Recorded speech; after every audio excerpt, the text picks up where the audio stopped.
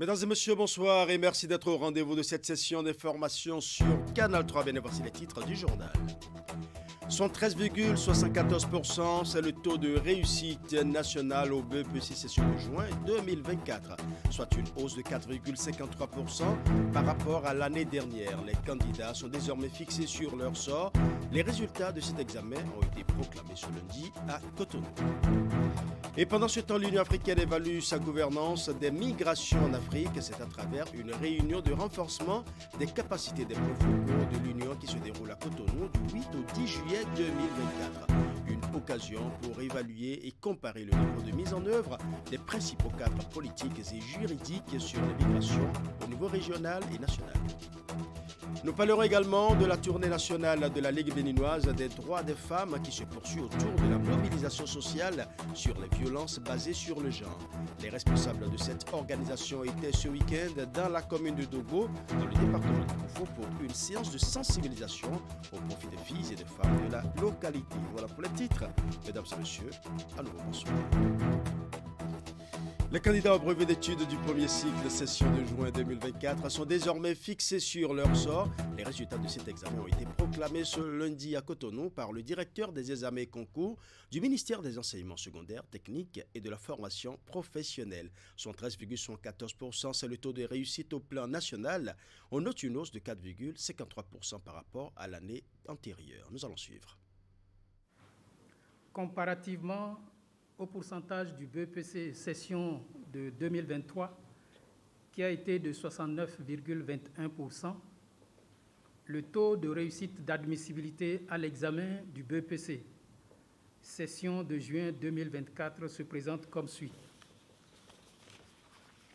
Nombre d'inscrits, 124 859 candidats. Absents, 725 candidats.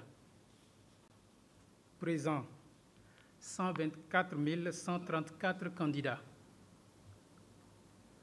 Effectifs admissibles, 91 531 candidats, soit un pourcentage de 73,74% de réussite au plan national.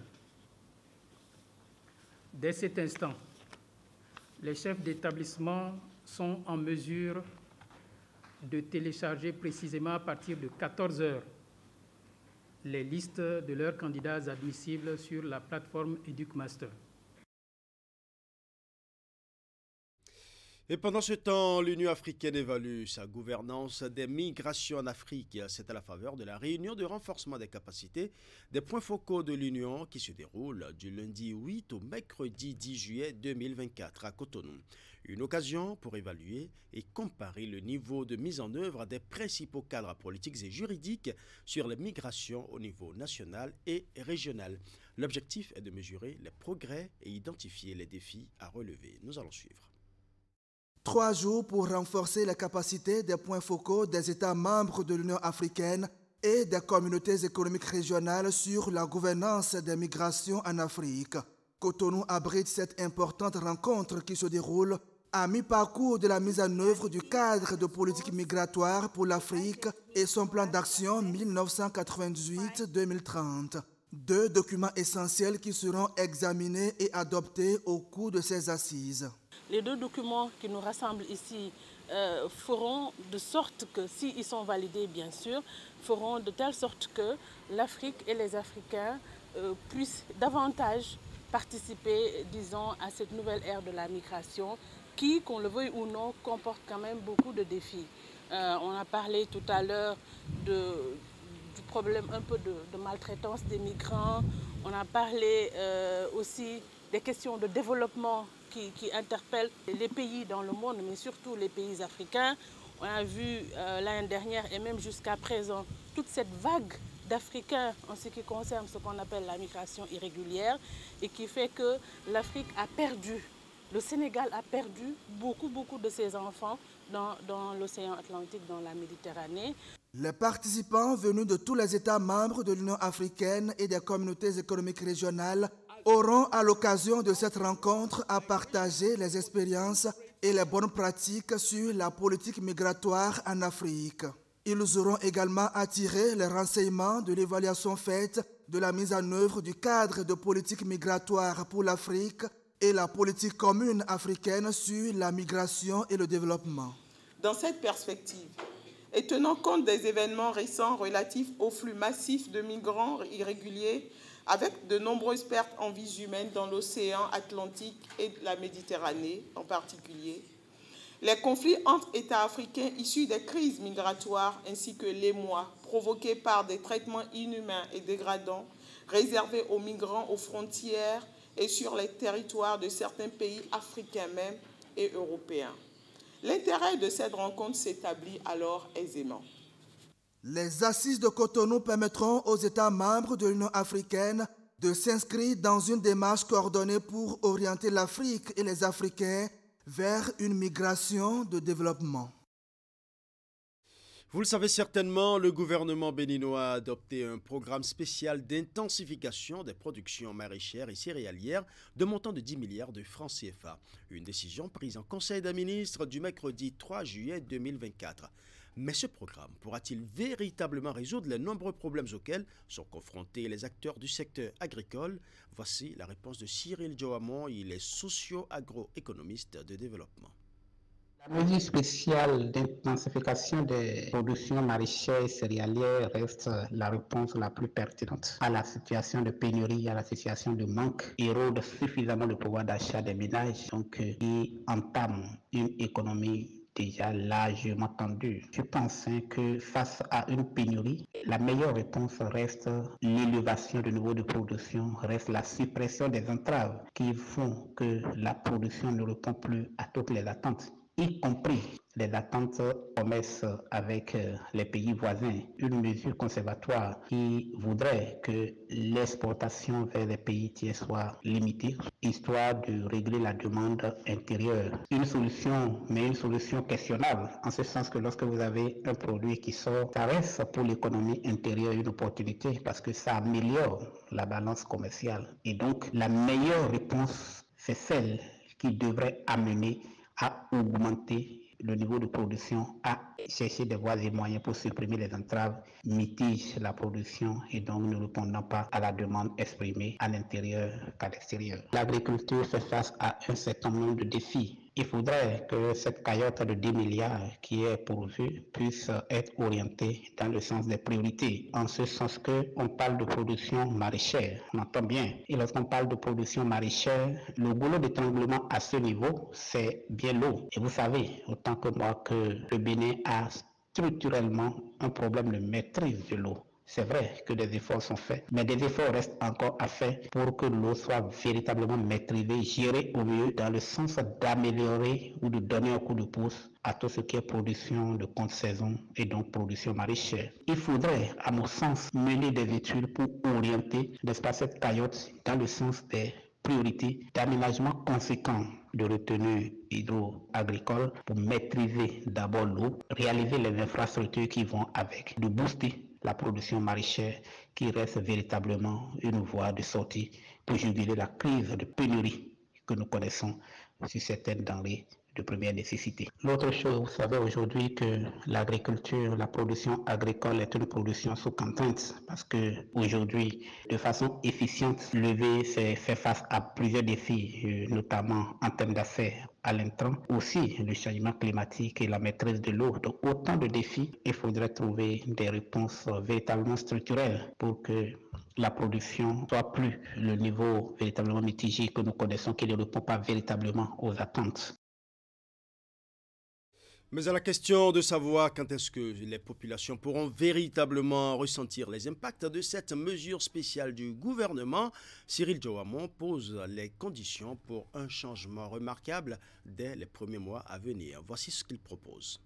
Il faudrait donc aller au calme vers pôle de développement agricole qui présente véritablement un avantage comparatif par rapport aux filières, par rapport aux spéculations spécifiques. Vous savez que dans notre pays, le Bénin, les zones agroécologiques ne présentent pas les mêmes avantages comparatifs en termes de filières. C'est vrai qu'il y a des documents qui existent, mais il faudrait que ces documents soient actualisés pour qu'on puisse cibler judicieusement les zones qui seraient à même de fournir les résultats escomptés. Et ça peut déjà être un début, un coup de pouce pour atteindre les objectifs. Et à côté de ça, c'est réfléchir à l'approvisionnement en intrants et toutes choses qui méritent quand même un petit bout de temps, véritablement l'investissement puisse répondre aux attentes.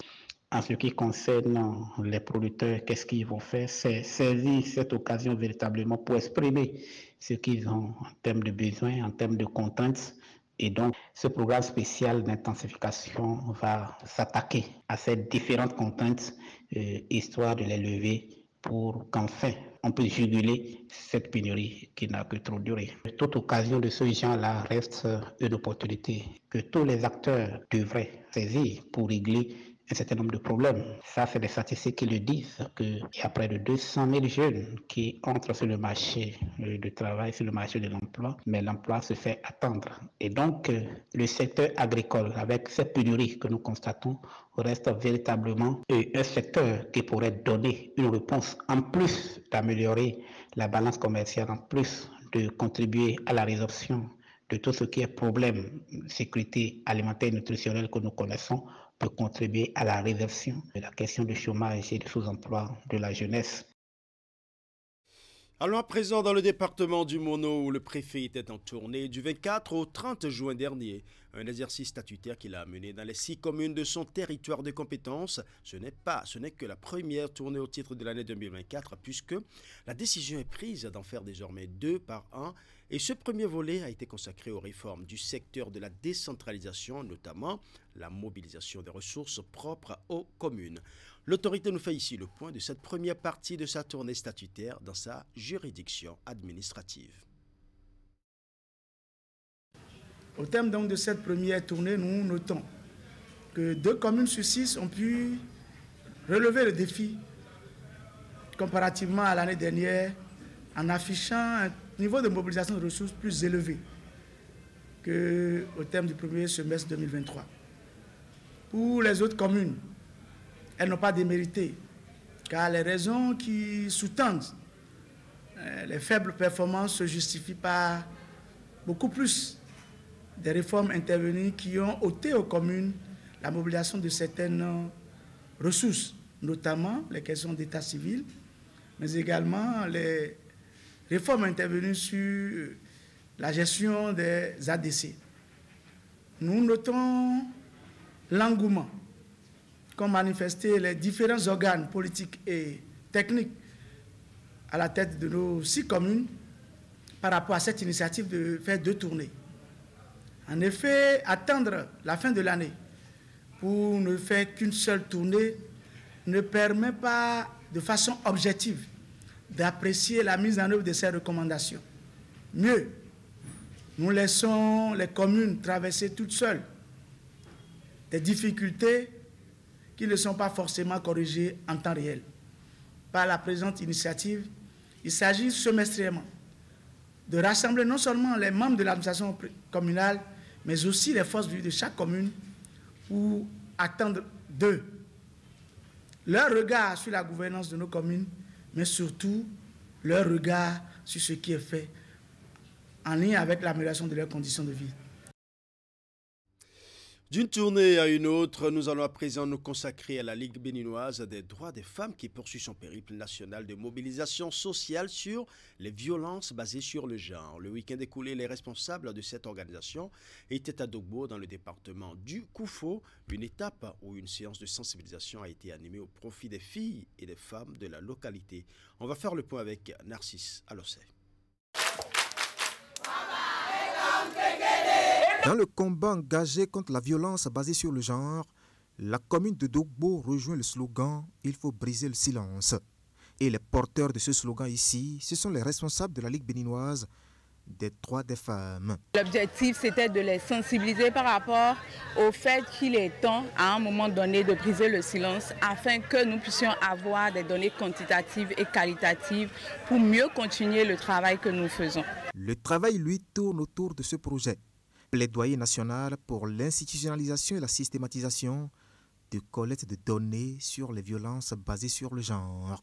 Essayer de les écouter, c'est très important de les écouter, de savoir ce qu'elles vivent beaucoup plus comme violence ici à Dogbo. Et l'instant d'une matinée, plusieurs dizaines de femmes ont été à l'école de la Ligue béninoise des droits des femmes pour savoir comment remonter l'information des violences subies aux autorités pour une prise en charge.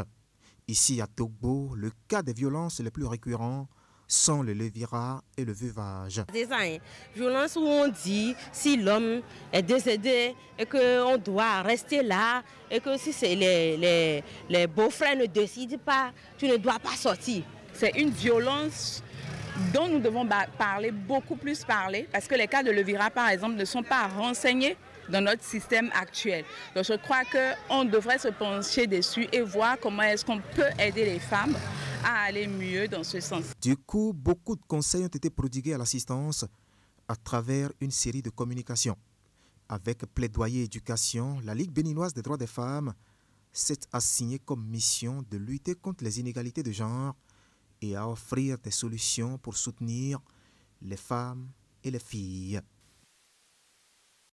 Parlons sport à présent avec l'association ADD Influenceurs Officiels qui a initié le tournoi de basketball Drill Shield. Cette compétition, parrainée par l'honorable Abdul Malik Gomina, permettra aux jeunes athlètes de se divertir sainement, mais aussi de suivre plusieurs communications prévues pour la circonstance. Les détails dans ce reportage.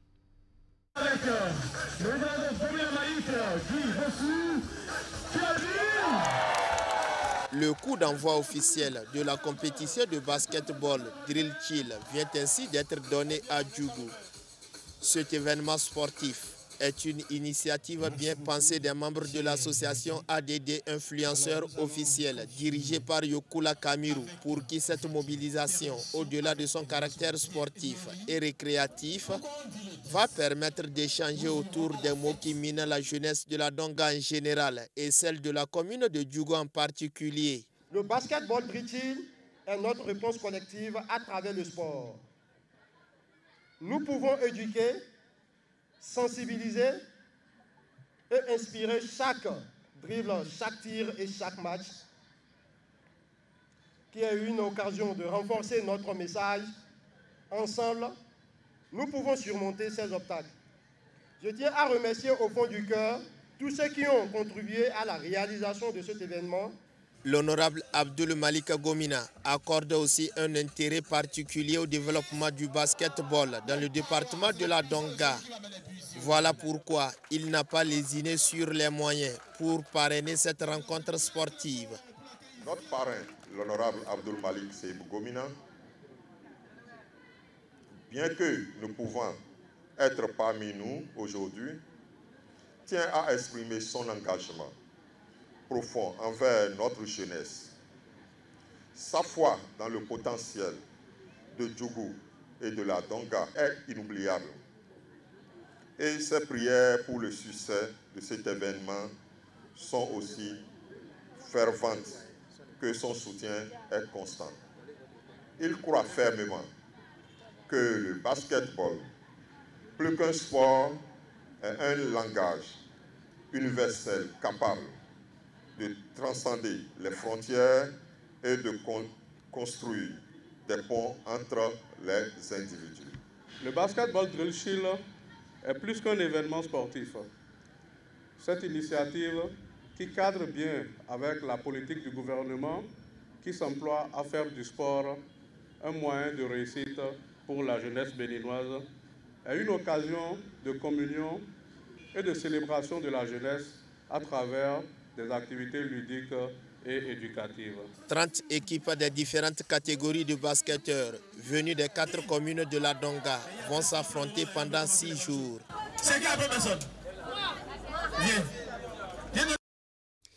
Sport toujours, cette fois-ci football. La Prophétie Football Club de Bazonkba s'attendait à fêter son sacre au soir de la grande finale du tournoi Fair Play de Gbodje, mais la coupe a changé de direction. C'est plutôt Black Jean FC de Dekungbe qui soulève le prestigieux trophée sur une marque étriquée d'1-0. Retour sur les temps forts de cette finale en images et son.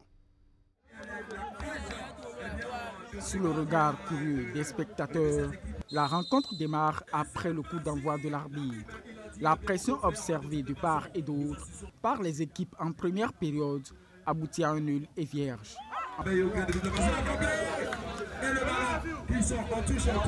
Au second acte, le jeu monte en intensité. Les cendres de Dekungwe acculent le camp adverse. Prophétie FC de Bazumpa cède à la pression élevée quand le capitaine Nafiou Kassa déclenche une frappe et Étienne Zigan, voulant contrôler le ballon, marque contre son camp. Menés au score, les Oranges de Bazumpa font des percées pour parvenir à l'égalisation.